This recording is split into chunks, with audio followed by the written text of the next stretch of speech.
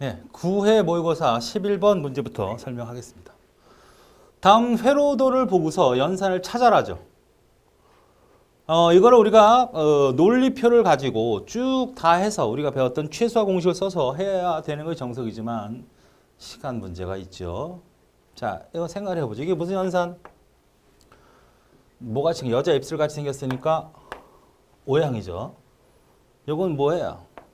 남자 같이 생겼으니까 AND죠. 그러면 X하고 Y가 들어온 거니까 X와 Y가 맞는 거라고 볼 수 있죠. 여기도 X가 들어오고 Y가 들어왔는데 뭐예요? X하고 Y가. 그런데 얘는 뭘 씌웠어요? 낫을 씌웠으니까 낫이네. 그죠? 그러니까 요거는 어떤 표현이에요? 여기고 이거는 여기잖아. 결과가 나온 거니까. 그걸 다시 뭘 만났어요? 남자이죠? AND잖아요. 그래서 정리하면 X 플러스 Y 결과값하고 뭐야? X and Y의 낫의 결과값이 AND가 되는 형태의 결과의 F죠. 이게 바로 F라는 거예요. 그럼 이거를 최소화시켜라. 그러면 이거는 지금 어떤 방법으로도 운영이 안 되니까 얘를 일단 드모르강으로 풀어내야죠. 그래서 X 플러스 Y and X 바 플러스 Y 바가 되네. 그렇죠? 드모르강으로 간 거죠. 이건 어떻게 방법이 없잖아요. 이렇게 한 번, 이렇게 두 번으로 갈 수밖에 없는 상황. 그래서 X 플러스 Y 해서 X 바 and 플러스죠. 여기가 중앙이니까 플러스 X 플러스 Y 그 다음에 Y 바 이렇게 되죠. 자, 이걸 전개하면 X 바 플러스 X 바 Y 플러스 이거는 X Y 바 플러스 Y Y 바죠. 자, 이거 뭐예요? X AND가 생각된 거죠. 서로 얘가 0이면 얘는 1. 얘가 1이면 얘는 0이 관계니까 AND는 누구예요? 남자이니까 누굴 선택해? AND는 누굴 선택해? 당연히 여자를 선택하겠지. 얘는 0. 얘도 마찬가지죠. 똑같은 목적. Y가 0이면 Y반은 1. 그러니까 AND니까 누굴 선택해? 얘도 0. 자, 그러면 어떤 형태가 되든 간에 이걸만 따져봤을 때 얘는 뭔지 몰라. 0이 될지 1이 될지 몰라. 플러스 0이야. 그럼 O양은 누굴 선택해? 절대 여자를 선택하지 않잖아. O양은 얘를 선택하겠죠? 얘도 마찬가지죠. 그러니까 결국 뭐만 남아? 0 플러스 X 바 Y 플러스 X 바 Y. 이 0은 의미가 없게 된다. 오화에서는. 그렇죠? 이쪽을 선택할 거 아니야. 여자를 선택하겠어? 결국 X. 이걸로 최소화시킬 수 있죠. 이거는 결국 뭐죠? X 플러스 O와 혹은 XOR. 답이 몇 번? 3번이 되는군요. 3번. 그죠? 다음 12번. RISC 그 다음에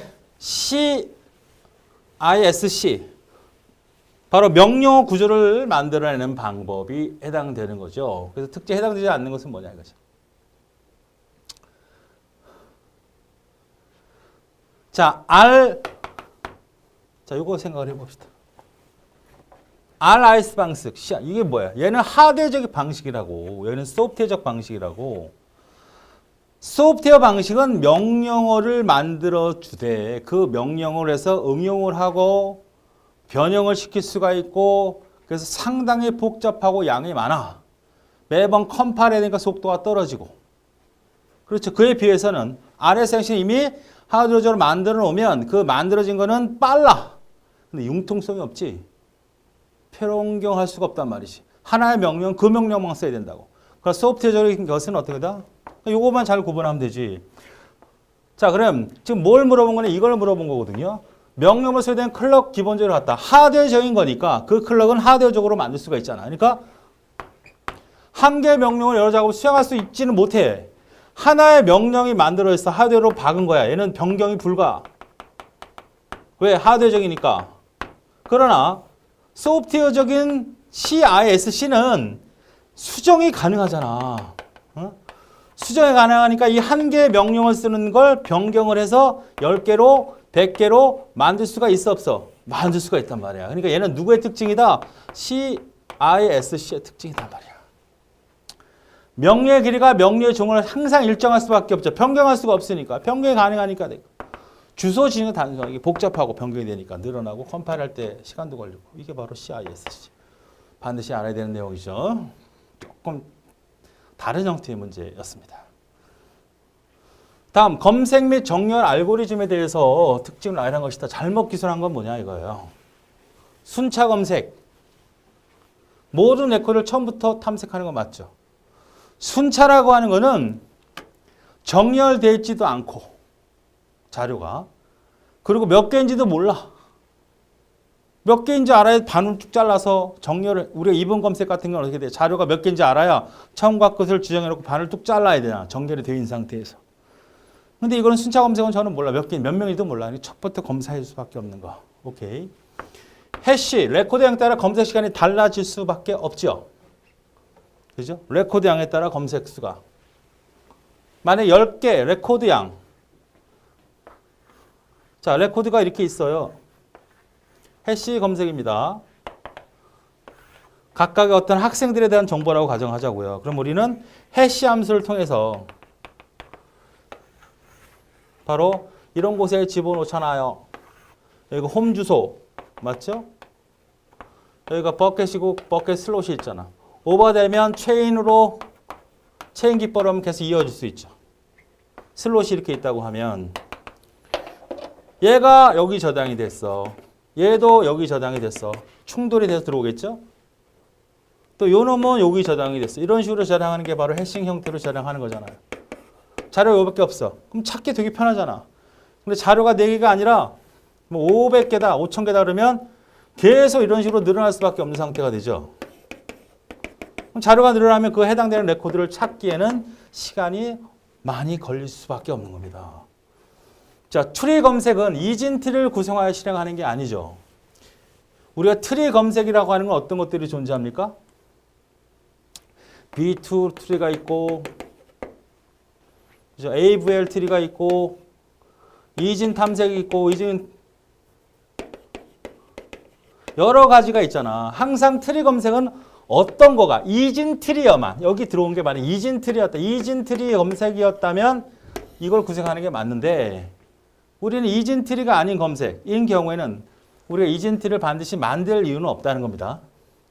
그래서 너무 포괄적으로 물어본 문제라서 틀린 거예요. 또 특정하게 이진 탐색 검색이다. 이랬을 때는 이진 트리를 구성하는 거 실행한다면 맞는 거지만 트리 검색은 B 트리도 있고 AVL 트리도 있고 균형 탐색 트리도 있고 이진 탐색 여러 가지가 있는데 다 이걸 이진 트리라고 할 수 있는 건 아니죠. B 트리 같은 경우는 트리가 이진 형태로만 이루어지지 않잖아요. 이분 검색은 정렬되어 있어야 되면서 전체 개수를 알고 있어야만 된다. 4번. 그 답은 3번이 틀렸네요. 다음 부동소점 계산을 정규화를 하는 이유는 뭐냐 이거야. 부동소점. 우리가 부동소점은 5.415, 44.123, 마이너스 0.12345, 마이너스 7.75.4 이렇게 돼 있다고 하면 이거를 메모리에 기억시키기 위해서는 이 점이 고정되어 있지 않잖아. 응? 그 실수형이라는 거죠. 실수형. 플로트 실수형.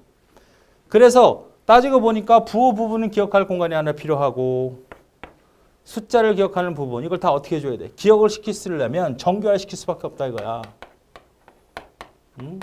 그래서 0.5415 곱하기 10의 1승 맞죠? 0.44123 곱하기 10의 2승 맞죠? 이거는 0.12345 10의 0승 맞죠? 여기는 마이너스 0.754에 10에 마이너스 2승 하면 되죠. 아닌가? 0.02로 가야 되지. 그냥 2네. 자, 이렇게 되어서 정규화 시키면 기억시키는 건 어떤 거예요? 요거 부분, 요 부분, 요 부호 부분 세 가지만 다 통일시킬 수 있잖아요. 이걸 우리가 정규화라고 할 수 있는 거지. 응? 그래서 여기에다가 세 군데, 세 군데, 세 군데. 그래서 어떻게 됩니까? 여기는 플러스니까 0, 0, 0, 여기만 마이너스 1이네, 그지? 여기는 1, 2, 0, 2가 기억이 되고, 여기는 5, 4, 1, 5, 여기는 4, 4, 1, 2, 3, 여기는 1, 2, 3, 4, 5, 7, 5, 4 이렇게 되죠? 그러니까 결국은 이렇게 기억이 되면 다 결국은 어떻게 되는 거예요? 결국 이진수로 들어가는 거죠? 이진수로. 여기는 부는 0, 0, 1이고 1이면 0, 0, 0, 0, 0 이렇게 들어가고 0, 0, 0, 1, 0 값이 들어가는 거 아닙니까? 이걸 또 이진수 다 풀어서 들어가는 거 아니에요? 그렇죠? 결국 우리는 실수를 기억하는 거니까 이 부분이 뭐라 그래? 이거를 우리는 부호 부분이라고 하고 이거를 지수 부분이라고 하고 이거를 가수 부분이죠. 그러니까 지수라고 하는 부분은 지수는 1의 1승, 10의 1승, 10의 2, 123은 엄청 큰 거 아닙니까? 그래서 이 123을 기억하는 것은 별 문제가 안 되지. 10의 123이라는 수는 엄청 큰 수입니다. 공에 123개 있다는 얘기잖아.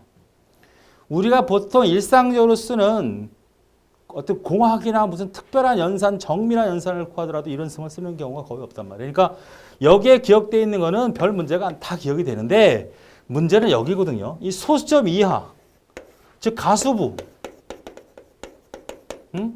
유효 숫자죠. 유효 숫자. 이걸 다 유효 숫자라고 하잖아요.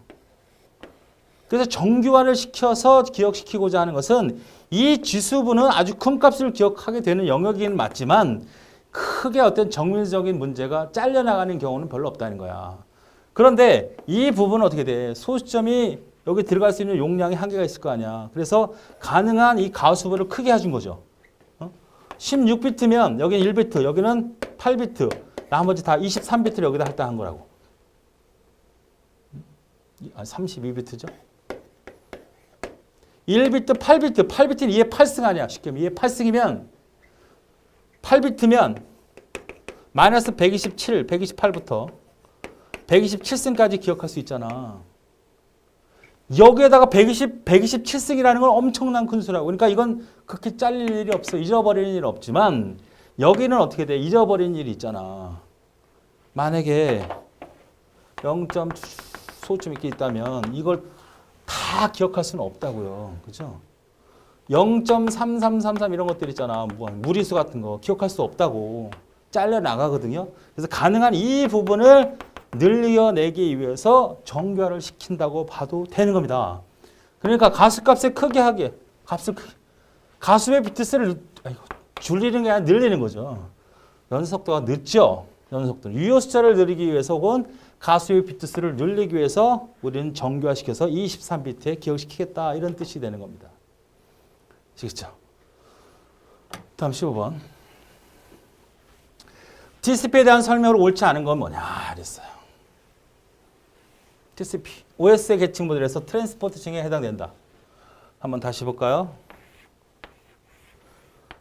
자, OSI는 어떻게 됩니까? OS7 레이어는 여기가 물리 계층 맞습니까? 물리 레이어. 그 다음에 데이터 링크. 그 다음에 뭐야? 네트워크. 그 다음에 전송. 트랜스포트. 그 다음에 세션. 그 다음에 표현. 프레젠테이션. 응용 계층이잖아. 이걸 우리가 TCP/IP 계층으로 맞춰보면 3번 계층 네트워크가 바로 IP 계층. 여기가 바로 TCP 계층이잖아요. 그래서 여기와 유사한 계층이다라고 했어요. 맞습니까? 그러면 OS7 계층에서 이 트랜스포트층은 TCP에 해당되는 게 맞죠? 오케이. 다수의 기계 브로드캐스팅은 뭐야? 브로드캐스팅이라는 건 방송한다는 뜻이죠. 뭐 있어요, 여기에?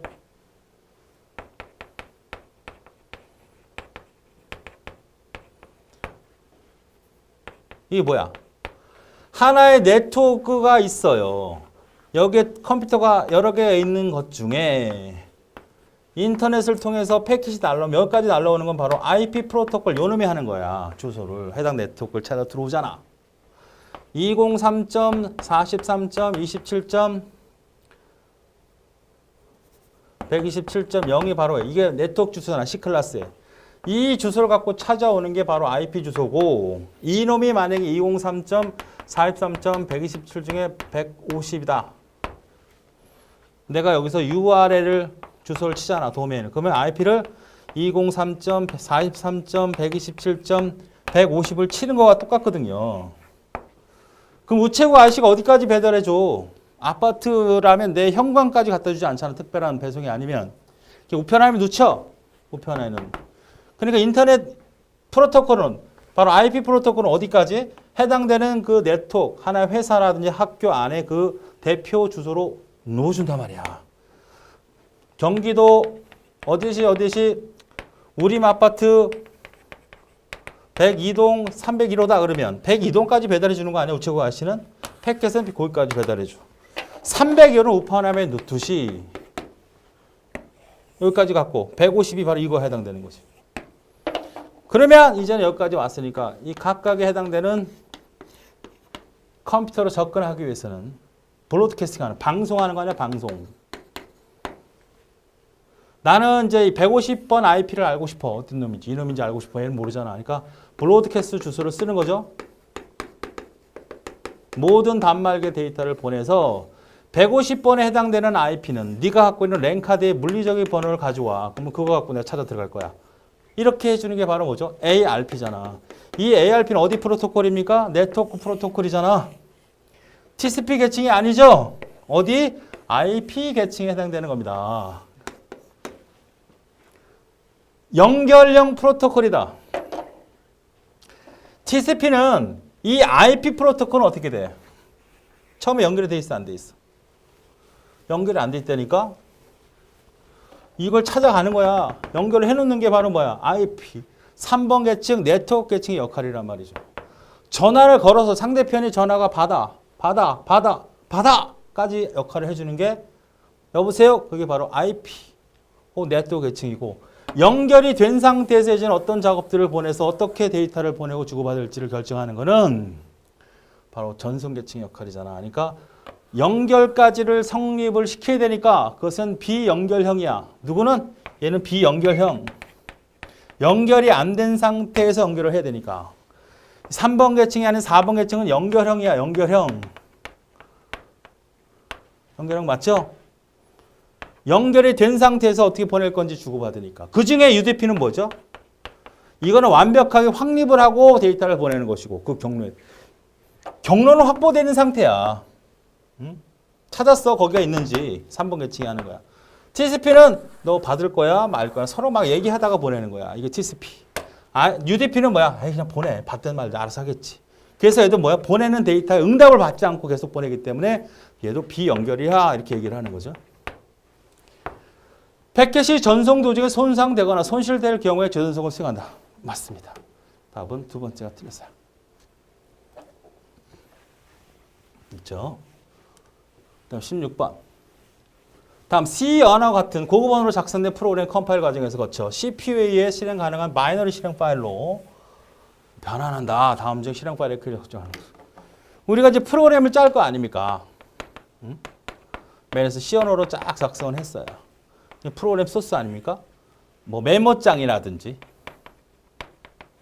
아니면 이클립스라든지 여러 가지 프로그램 툴이 있어요. 가장 원시적인 게 메모장이죠. 그래서 파일을 이것이 뭐 A.C다.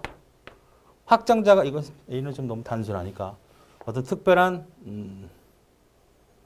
뭐 ABC라고 할게. ABC 이것도 그렇고 REP. 샘플이라고 할게요. 샘플. 자, 이렇게 소스 프로그램이 C 확장자를 갖고 만들어집니다. C 뿌릴 때는 CFP 이렇게 돼 있어요. 그럼 이걸 번역을 하죠. C 컴파일에 의해서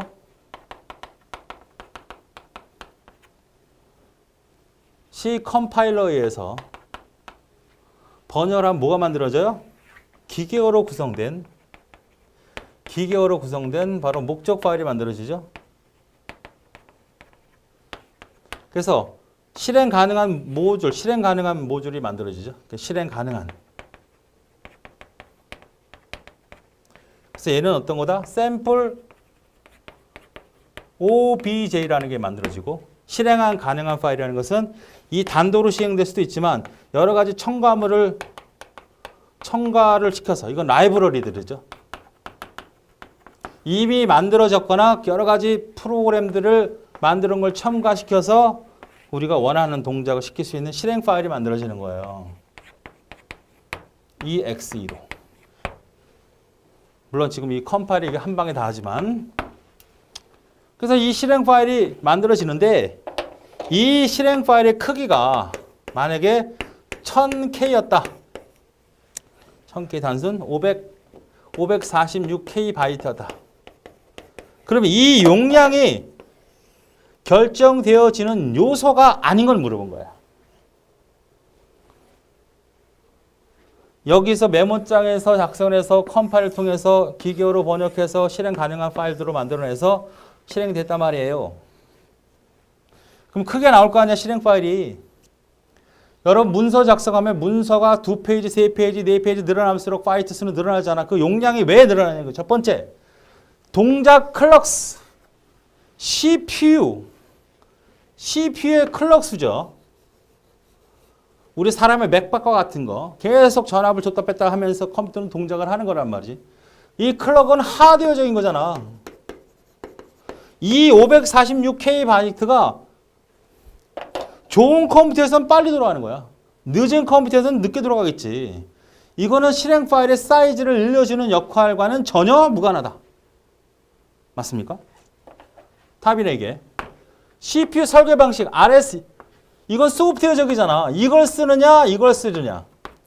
소프트웨어적인 것은 명령어 자체를 소프트웨어적으로 지원을 받는 거거든요. 그럼 이것도 번역을 해야 돼. 그러니까 이게 늘어가 일이. 이거는 그냥 갖다 쓰는 거야. 이건 소프트웨어적인 거야. 얘도 가지고 와서 프로그램이 들어가니까 당연히 이 프로그램의 어느 정도 일부는 차지하게 되니까 늘어나게 해주는 거 맞습니다. 최적화 옵션이에요. 우리가 컴파일 과정에서 어휘 분석이라는 걸 하고 그 다음에 토큰 분석이라는 게 컴파일 여러 가지 거청을 거치게 됩니다. 그럼 프로그램을 짜는 사람은 항상 컴팩트하게 짜는 게 아니거든요. 프로그램을 짜다 보면 하나의 똑같은 결과를 뽑아내는 프로그램에서도 어떤 사람은 변수명을 길게 했을 수도 있고 어떤 사람은 짧게 쓸 수도 있고 어떤 사람은 반복을 갖다가 포문을 쓰는 사람이 있고 어떤 사람은 while문을 쓰는 사람도 쓰는 사람마다 다 달라. 하다 보면 결과는 다 똑같은데 어떤 쓸데없는 요소가 생길 수도 있잖아. 우리가 만약에 어떤 음식을 한다고 합시다. 요리사가 하고 어떤 둘이 요리사가 하는데 어떤 요리사는 쓸데없는 짓을 해. 어떤 요리사는 할 일만 해. 그러니까 군더더기가 많은 거지. 지저분하고. 그러니까 프로그램을 하는 것도 요리와 같아서 어떤 작업을 할 때 군더더기가 많다고. 그러면 그것을 우리가 만들 때 군더더기가 많이 일어나면 그거를 옵션을 줘서 야 지워버려. 없애버려. 그런 청소를 할 수 있는 옵션, 기능을 줄 거냐. 그냥 놔도 그냥 넘어가. 그러면 그 쓸데없는 청소해야 될 필요 없는 로직이라든지 필요 없는 변수라든지 필요 없는 내용들을 그대로 가져가서 실행 파일을 만들게 되면 늘어날 수밖에 없잖아. 그죠? 요리를 할 때 어떤 사람은 계속 청소하면서 해. 그죠? 우리가 밥을 하더라도 저녁을 차리고 점심을 차리더라도 뭐 끓이는 거 뭐 하는 거 하면서 청소 설거지 하면서 해내는 사람이 있고 대부분 남자 같은 경우는 음식만 열심히 하고 지저분한 거 다 몰라 어떻게 되니. 그것만 목적을 갖고 있으니까 그 음식을 갖다 내. 그럼 이 분도덕이 다 어떻게 할 거냐고. 청소하는 것들은 누군가 해야 되잖아. 그만큼 일이 많다는 거죠. 그러니까 옵션을 줄 거냐. 이렇게 번역하는 과정에서 쓸데없는 짓을 하거나 쓸데없는 로직을 수행한 것을 제거할 거냐 말 거냐를 결정해 주는 것은 옵션 늘어나는 양이 절대적으로 영향을 줄 수밖에 없죠. 두 번째도 맞아요. CPU의 비트 수가 8비트냐 16비트냐. 자, CPU가 이렇게 있어요. 명령어가 8비트로 단위로 되어 있느냐 아니면 64비트 단위로 되어 있느냐 이거야. 그러면 64비트 되어 있는 명령어가 만약에 8비트짜리 명령어가 존재한다고 하자가 아니 64비트 64비트짜리 명령어가 하나 존재한다고 합시다. 크기가 큰 게. 그러면 이는 몇 번 실어다 놔야 돼? 88, 64니까 8번을 실어다 놔야 되잖아. 근데 얘는 한 방에 가져오면 되잖아. 얘는 일이 많잖아. 얘 일이 적지. 일이 많다는 얘기는 그만큼 뭐야? 역시 실행 파일의 사이즈를 늘릴 수밖에 없다는 거잖아. 그러니까 성능이 8비트짜리 CPU는 느리다는 얘기 아니야. 64비트는 빠르다는 얘기잖아요. 그러니까 어떻게 된다? 갖다가 성능이 8번을 갖다 놓는 거하고 한 번을 갖다 놓는 당연히 뭐야? 차이가 되죠. 프로그램을 짤 때도 그런 거를 8번을 가져갈까 16번을 가져갈까 이런 걸 고민해야 되니까 근데 이 클럭만큼은 하드웨어 요소이기 때문에 성능 이거에 영향을 주지 않고 이 만들어진 것이 작든 크든 이게 만들어졌을 때 빠르게 실행할 거냐 늦게 실행할 거냐 그 차이라. 첫 번째가 답입니다. 다음 CPU와 DRAM 사이에 캐시가 있는 구조에서 CPU와 캐시에 DRAM을 접근하는데 각각 한 사이클가 10사이클 소요된다고 하자. 그 다음에 캐시 적중률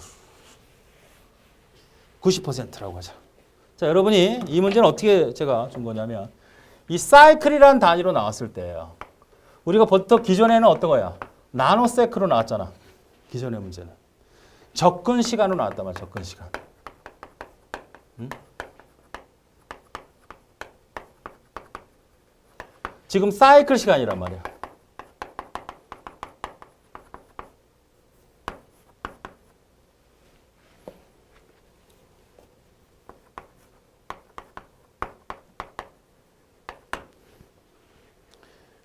그러니까 공식을 다르게 우리는 적용해야 됩니다.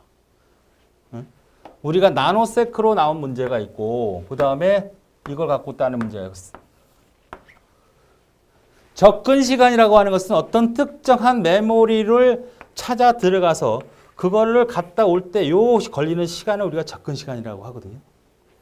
내가 어떤 명령어 코드를 가져간다. 하나의 메모리를 통해서 그걸 찾아와 가서 갖고 전송 시간까지 그러니까 찾는 시간, 탐색 시간이라고 할 수 있죠. 그 다음에 접근 시간, 그 다음에 전송 시간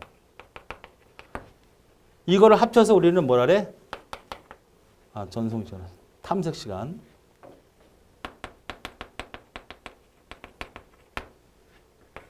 이걸 우리는 뭐라 그래? 접근 시간이라고 하는 겁니다. 근데 사이클이라고 하는 것은 뭔가 하나의 작업이 다 완성이 돼서 그 다음 작업이 요 시간을 말하는 거죠. 우리가 실행 사이클이라는 거 있었잖아. 그래서 이 실행 시간, 탐색 시간, 전송 시간은 메모리나 디스크나 CPU나 여러 가지 형태로서 다 다르게 적용이 되고 실제로 여기서 얘기하는 이 접근 시간에 대해서도 여러 가지로 논란거리가 많기 때문에 우리는 이렇게 이해를 하자. 어쨌든 캐시 적중률을 구하는 문제는 우리가 앞에서 여러 번 봤고 기출문제도 있습니다. 그래서 이 문제를 구분하자. 이 문제로.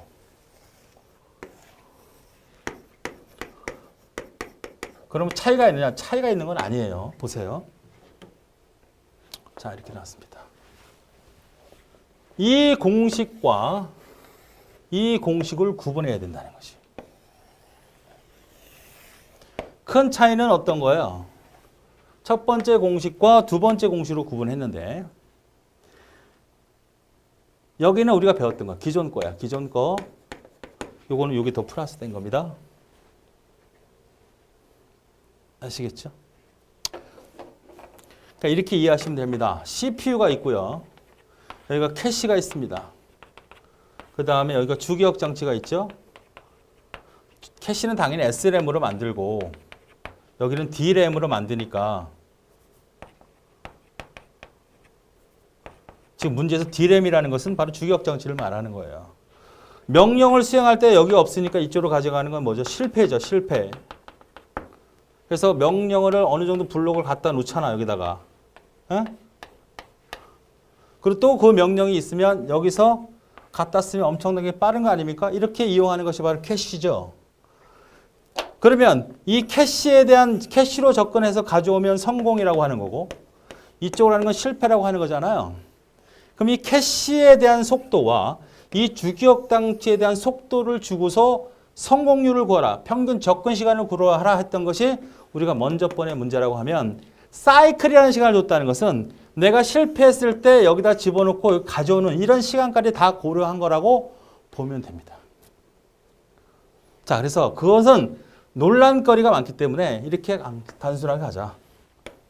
뭐가 나오면 접근 시간으로 나노초라는 문제로 나오면 이 우리가 원래 공식으로 적용하는 거고 나왔던 문제이기 때문에 기출됐던 문제이기 때문에 이건 변함이 없어. 자, 그러나 사이클이라는 문제가 등장이 된다면 사이클 시간이라고 등장되면 사이클은 뭐다? 2회 연속 읽기 요청 시 사이의 시간이야. 한 번, 두 번, 한 번, 두 번 사이의 시간이죠. 어떤 작업이 있고 작업이 있으면 이 사이의 시간은 사이클 시간이라고 한다. 그래서 뭐가 더 붙는다? 캐시가 여기에 더 붙는 거죠. 요거만 기억하자.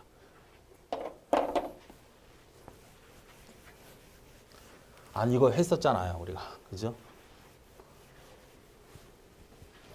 이게 뭐야? 적중률이잖아. 이거는 캐시 메모리. 요거는 실패율이잖아. 실패율은 어떻게 돼요? 크게 두 덩어리로 나누는데 이렇게 두 개를 더하는 거야. 캐시 메모리의 성공률, 일반 메모리, 주기억 장치의 실패율을 곱해서 더한 것이 평균 메모리 접근 시간이라고 계산한다. 아시겠죠? 근데 여기서는 어떻게 된다? 요 부분이 더 붙는 거야. 여기에 뭐가 더 붙는 거야? 플러스 TC가 더 붙는 공식이 나와야 되는 것은 적용할 때는 바로 사이클 시간이라는 문제가 나왔을 때는 이렇게 적용하는 것이 속편하다. 그럼 이게 왜 다시 이 공식으로 적용이 되는지는 정리해 보면 되잖아요. pH TC 플러스 1 마이너스 pH 곱하기 TM TC. 뭐 정리를 해는 건 연구를 할 필요는 없고 아 공식 저렇게 나왔구나 이렇게 하면 되겠죠. 이해만 하면 되겠죠. 이거 인수분해하면 되잖아. 전개. 놔두고 TM이죠. 플러스 TC죠. 요거는 마이너스 pH에다가 TM입니다. 요거는 마이너스 pH에다가 TC죠. 맞습니까? 그래서 pH 곱하기 TC잖아. 자, 요거 있고 요렇게 독립적으로 플러스를 썼습니다. 그럼 요거하고 요건 지워질 수 있잖아. 이렇게. 남아있는 게 이거잖아. 그럼 여기 공통인수가 TM과 TM이 있네? 그러면 따로 빼고 TM, TM을 묶어내면 여긴 1이 되고 여긴 pH로 만들 수 있잖아. 맞죠? TC를 빼고 요거하고 요 항을 인수 TM으로 공통인수로 뽑아내면 여기 1이지. 그러니까 캐시에다가 실패율에다가 메모리를 곱하면 돼. 단순한 거야. 이 공식을 암기하지 말고 이 공식을 바로 적용하면 된다. 뭐? 캐시 주기억 장치인데 주기억 장치는 뭘 해주라고? 실패율을 곱하면 된다고. 자, 문제 보시죠.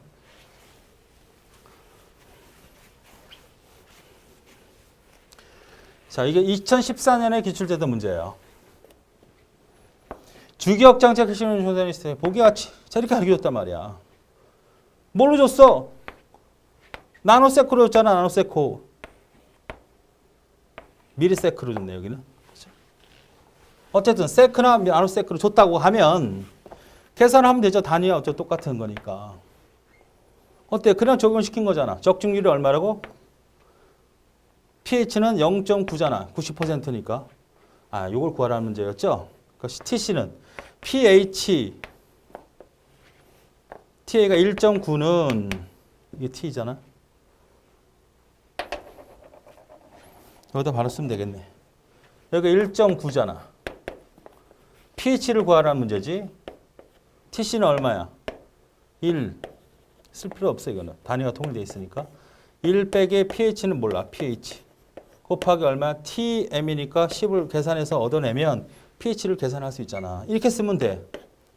이렇게 나오면. 그러나 이 문제는 어떻게 돼? 사이클이라는 말로 나왔잖아. 자, 그러면 이것은 전개하니까 어떻게 된다? 이렇게 전개가 된다는 얘기 아닙니까? 그럼 TC는 얼마야? 1일에 1 사이클이니까. 왜?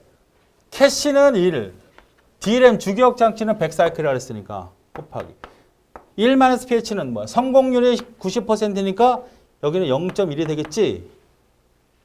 곱하기 TM은 얼마야? 100이잖아요. 그럼 얘가 계산하면 얼마? 10이고 여기는 1이잖아요. 그래서 11사이클이 걸린다는 거죠. 그래서 답이 4번이라는 거. 다음 18번. 최근에 N&D 프레시 메모리를 이용한 저장 장치가 모바일 기기 중심으로 확산되고 있다. N&D 프레시 메모리의 특징이 아닌 것. 프레시 메모리라는 건 여러분이 카메라나 스마트폰에 들어가는 조그만 메모리 카드를 말하는데 그 종류가 두 가지가 있는데 그걸 잘 구분할 수 있느냐라는 문제예요. 쟤는 페이지 단위. 자, 중요한 건 이거죠. D램과 같이 데이터의 내용을 보존하기 위해서 주기적인 리프레시가 필요하다. 리프레시라는 것은 계속 충전을 해줘야 된다는 얘기 아닙니까?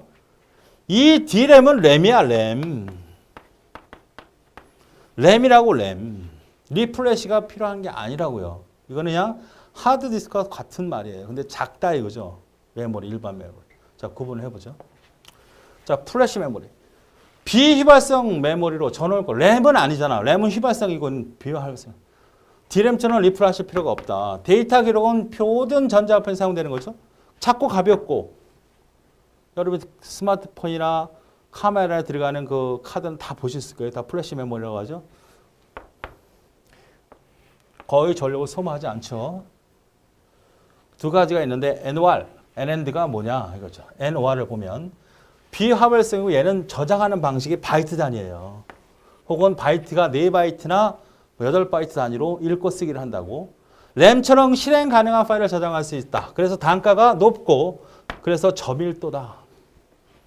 읽기 접근 속도는 빠르나 쓰고 지우기 속도는 느리다는 특징을 갖고 있는 게 NOR이야.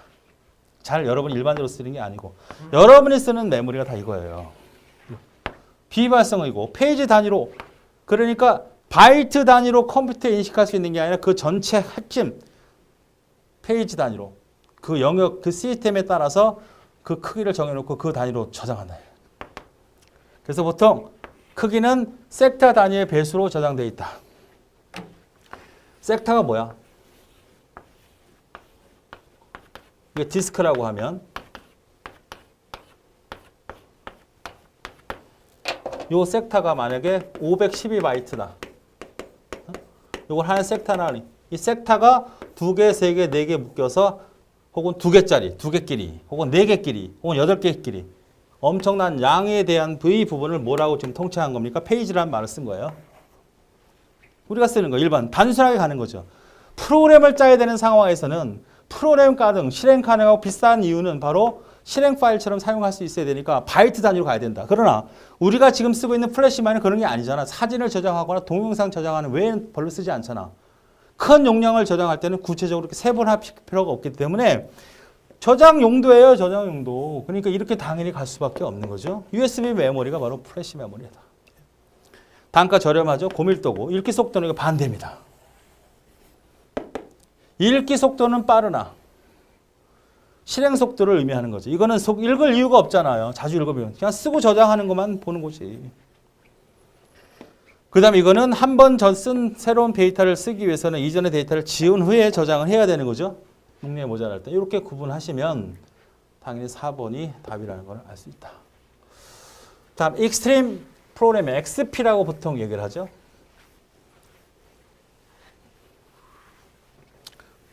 앞에 익스트림이라는 것은 결국 뭐냐면 검사 위주로 가겠다. 우리가 기존에 배웠던 폭포수나 나선형이나 발전형 4세대 방법 말고 이런 것들은 전통적인 기법이잖아. 우리가 했던 소프트웨어 강의에서 소프트웨어 개발 기법을 얘기하는데 얘는 주로 문서는 별로시 중요하지 않다. 우리 문서가 엄청나게 중요하다고 제가 수없이 말을 했죠. 얘네 특징은 뭐냐면 검사를 위주로 가자. 검사를 위주로 가고 문서는 그렇게 중요하지 않는다. 이런 형태의 새로운 기법이 바로 익스트림 프로그램인데 볼까요?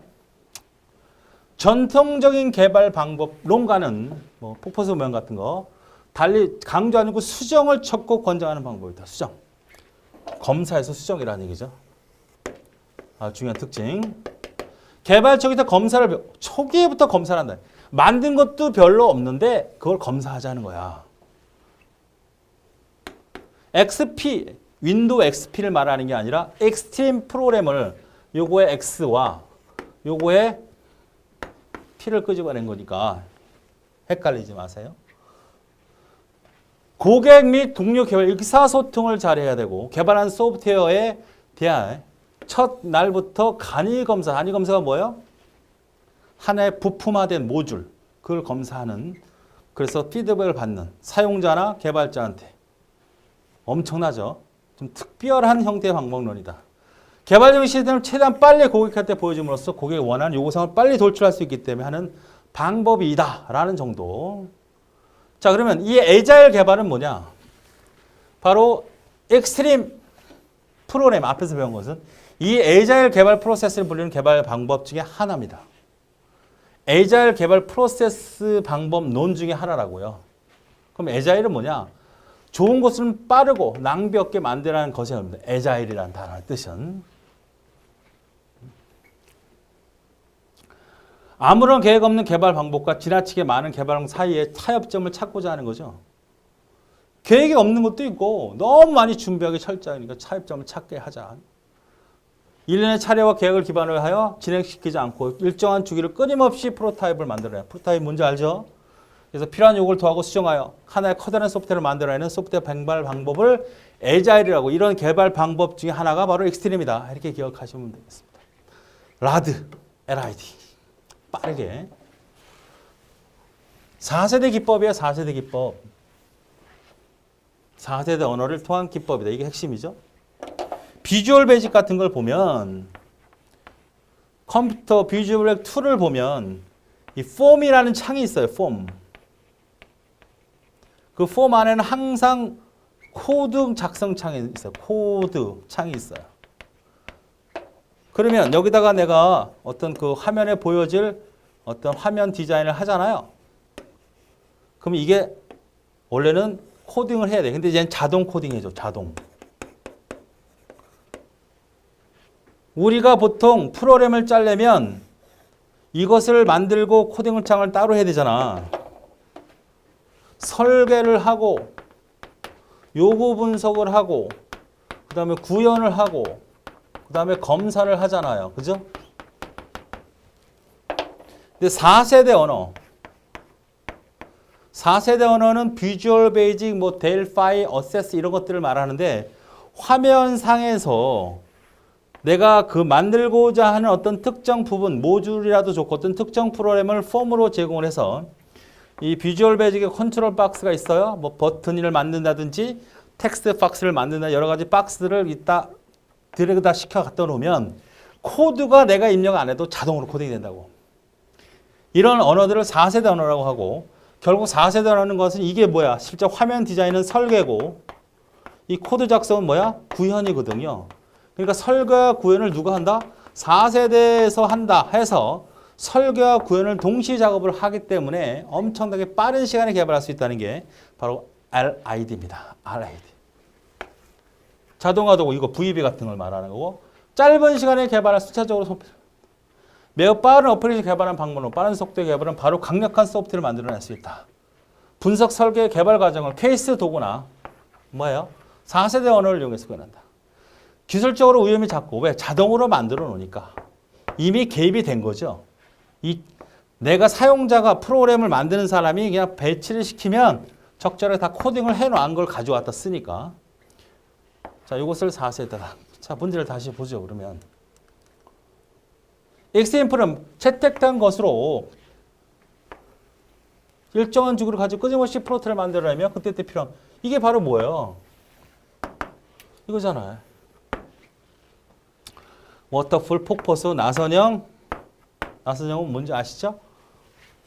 모르면 다시 소프트웨어를 봐야죠. 점증형 모형이라고 하는 거. 답은 3번. 아이고, 답이 왜 여기 있어? 잘못 선택. 3번이에요. 20번. 페이징 기반으로 한 가상 시스템과 관련된 다음 설명 중 옳지 않은 걸 찾으래요. 페이징 기법에 대한 얘기죠? 자, 프로세스에 사용되는 가상 주소가 페이지 탭을 통해서 물리적으로 변환한다. 이거는 디스크에 있는 주소를 말하고 이거는 페이지 프레임의 주소를 말하는 거죠. 자, 주기억 장치가 있고 여기 운영체제가 있고 A라는 프로그램을 사용할 페이지 프레임 만들어졌고 여기 A라는 프로그램이 존재하면 이거를 동일하게 잘라내죠. 여기 주소가 위치값이 있을 거고 여기도 위치값이 있을 거 아니야. 이 주소를 물리 주소라고 하는 거고 여기 주소를 논리 주소인 가상 주소라고 하는 거죠. 요 두 개를 매핑하는 것은 다른 뭐야? 페이지 사상표가 해주는 거죠. 동일한 물리서로 서로 다른 프로세스와 서로 다른 가상 주소를 섞어내는 가능하다. 이 한 영역에 이놈도 들어갈 수 있지만 이놈도 들어갈 수 있죠. 정해진 조그만 공간에서 계속 교체하면서 실행하는 거니까. 가상 주소의 변경 없이 해당 주소를 가리키는 데이터, 물리적인 주소를 변경시킬 수 있죠. 충분히 내가 베이스 주소를 메모리에 아는 거니까. 얘가 1번이고 2번이고 3번이고 4번이면 이걸 변경하지 않더라도 이 메모리의 위치, 시작 포인트를 바꿈으로써 충분히 실행이 가능하다. 페이지가 커질수록 외부 단편의 문제는 심각해진다. 우리가 페이지 기법의 외부 단편가 생깁니까? 안 생깁니까? 안 생기죠. 내부 단편은 생겨 안 생겨? 우리가 주기억 장치를 이용하는 그래서는 고정 분할이 있고 가변 분할이 있는데 그 다음에 가상 기억 장치를 사용하는 것은 고정 있고 가변이 존재하죠. 여기는 내부 단편화, 외부 단편화가 다 발생하니까 이걸 보완하기 위해서 내부 단편을 제거한 건 가변 분할이죠.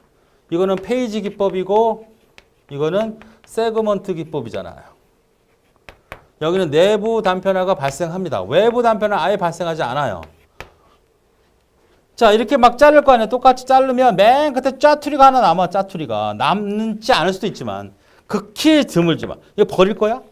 얘도 쓸모가 있으니까 잘린 거잖아. 이게 4K야 4K. 응? 근데 44K라고 합시다. 프로그램이. 딱 11개잖아. 근데 45K야. 그러면 하나가 남잖아. 이 1K가 짜투리. 얘 버릴 거야? 얘도 여기 올라가거든요.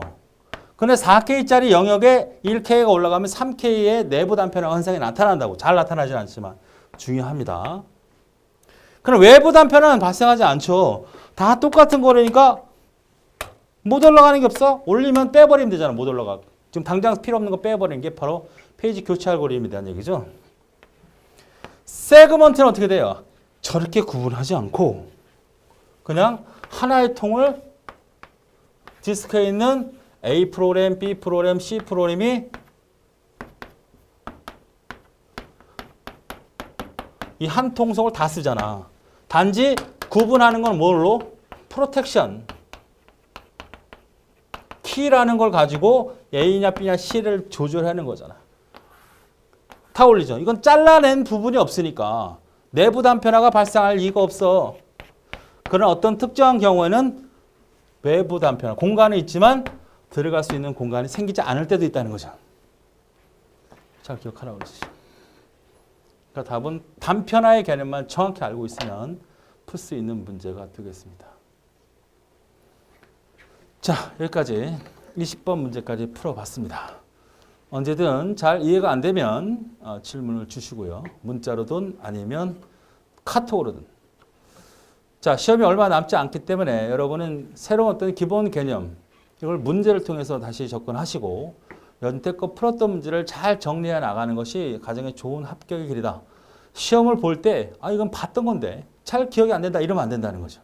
이건 저번에 시험을 봤던 건데 역시 몰랐던 게 나왔네. 그럼 찍어야지. 이런 수준이 되더라도 아는 건 확실하게 정확하게 아는 것이 중요합니다. 그런 형태로 연태껏 풀었던 문제들을 좀 정리해 주시기 바랍니다. 예, 수고하셨습니다.